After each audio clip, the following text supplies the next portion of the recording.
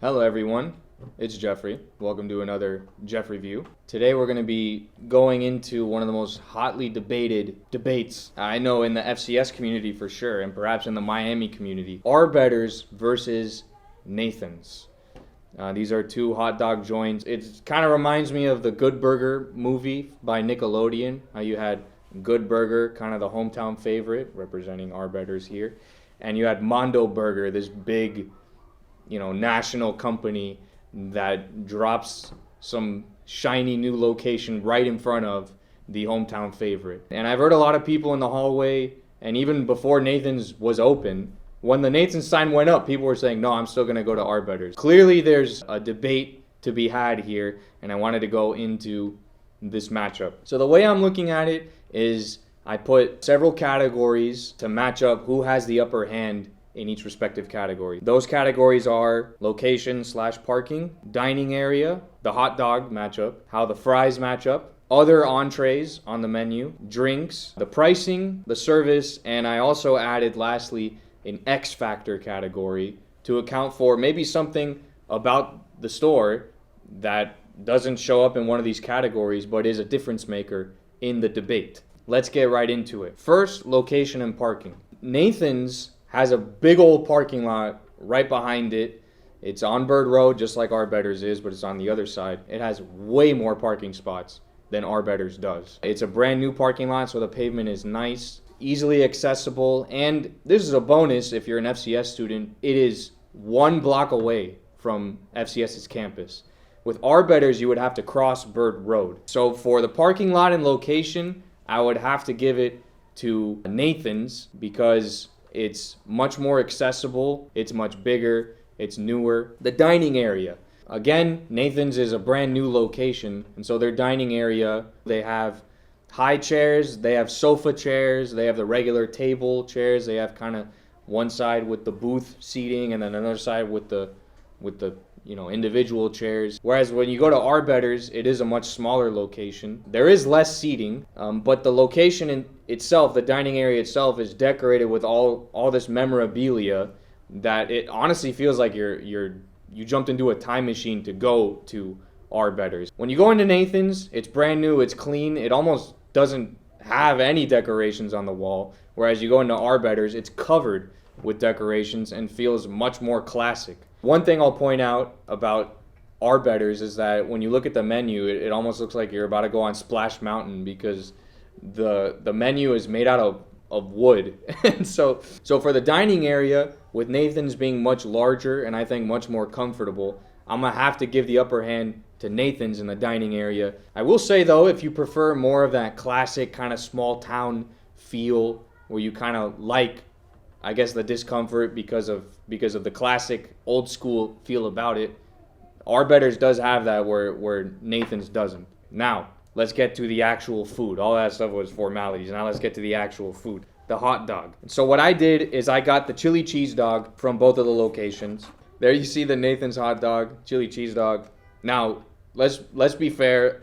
We had to take it to go and drive around in a car and then go to Arbetters. So it's a little, maybe it's not the best presentation right now. So just, have some lenience there. And then this is the Arbetters chili cheese dog. Let's take a bite into the Arbetters one. Okay. Definitely tasting the chili. Not as much cheese though. I don't know if it's just how that one was made. Let's check out the Nathan's one now. Okay. I don't know how to review food. What I'll say about the Arbetters one is that this pretty much feels like the best homemade boiled hot dog. They're not grilling stuff. So with the Nathan's one, the hot dog itself has more of that crispiness to it. So with Arbetters, I think it's a little of the softer hot dog feel, whereas Nathan's has more of the harder, crispy hot dog. If it were up to me, I think I would go with the Nathan's hot dog. I also like the bread that they chose to use. The Arbetters bread doesn't feel as crisp, or I think the Nathan's one is a little toasted, whereas the Arbetters one is just straight out of the plastic bag. So Arbetters has more of the homemade feel, whereas Nathan's has more of like the ballpark.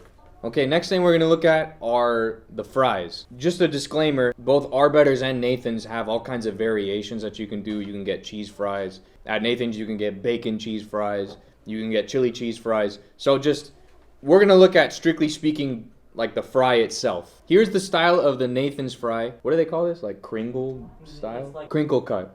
Thank you. So right there, you see the Nathan's fry is the crinkle cut. I was born in the Midwest, so this kind of reminds me of White Castle. Let's look at the Arbetter's fries. Arbetter's fries, what's this called? This is just a regular fry.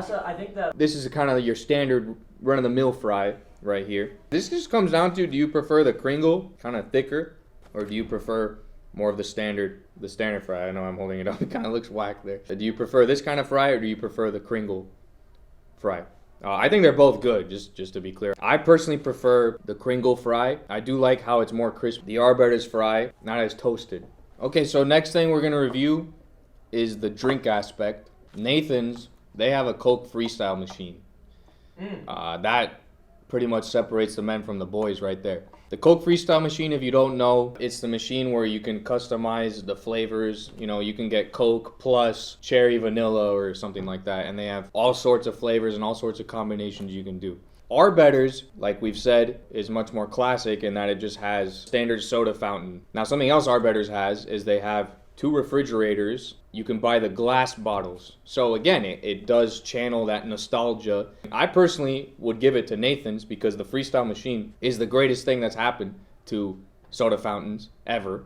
Whereas Arbetter's, if you just want a regular Coke, or you want a glass Coke, or you want, you know, that other stuff like RC Cola or whatever, Arbetter's has those glass bottle options. Okay, so this next part, we're going to look at other aspects of the menu, not just hot dog, fries, and a drink combo. We don't have a sample of each of these things here because that would have costed a lot of money. Let's start with Arbetter's. So at Arbetter's, they have corn dogs and they have, what are they called? Otis. They have Otis Spunk Mayor cookies at Arbetter's, and they have corn dogs.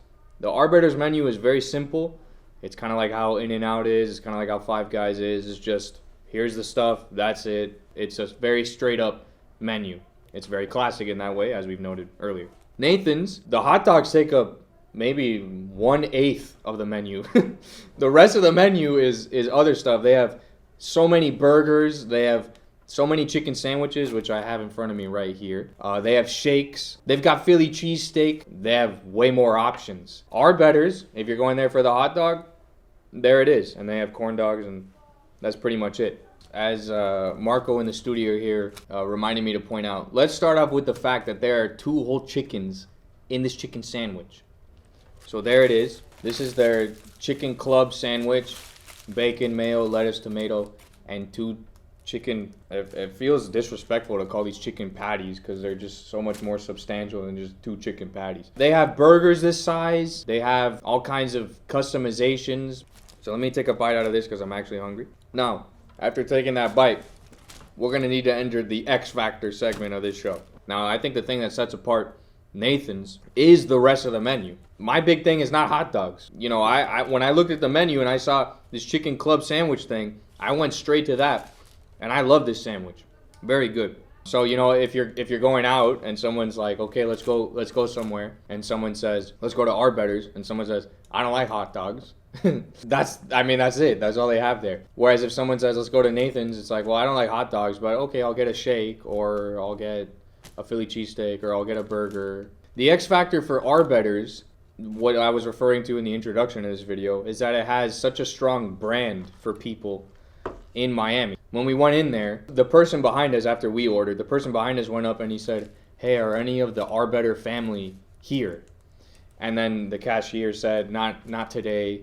And he was like, oh, well, you know, I just came to see him because I know him from before and stuff. And then this guy proceeded to buy some Arbetter's t-shirts and hats and stuff. You don't get that at Nathan's. That's not a thing at Nathan's. No one's walking in and saying, let me meet Nathan, because it's not a local brand. Also, it was founded in 1916. So, but at Arbetter's, you have that hometown. It's like a small town joint in the middle of one of the busiest streets, maybe the busiest street in Westchester. I don't know. It's this weird spot in Miami where you can enter this time machine and go to a location that represents that old school Miami. For the most part, unaffected and unchanged by all of the changes that Miami has gone through. Even the plaza right across the street from Arbetter's has gone through many changes, whereas Arbetter's still looks almost identical to how it was before. Of course, they've expanded and renovated and changed, chairs and tables and stuff a little bit, but it retains that very classic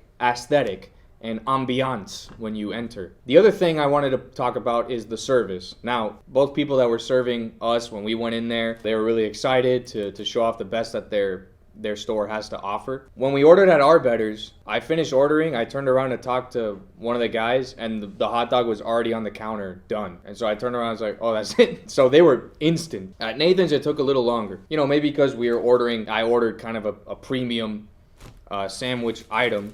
Full marks for both of them. I don't even know if I want to pick one over the other. So one category we haven't talked about yet is the pricing. We don't have time to go through every single item, but generally speaking, Nathan's is around $1 more than Arbetter's for the same type of item.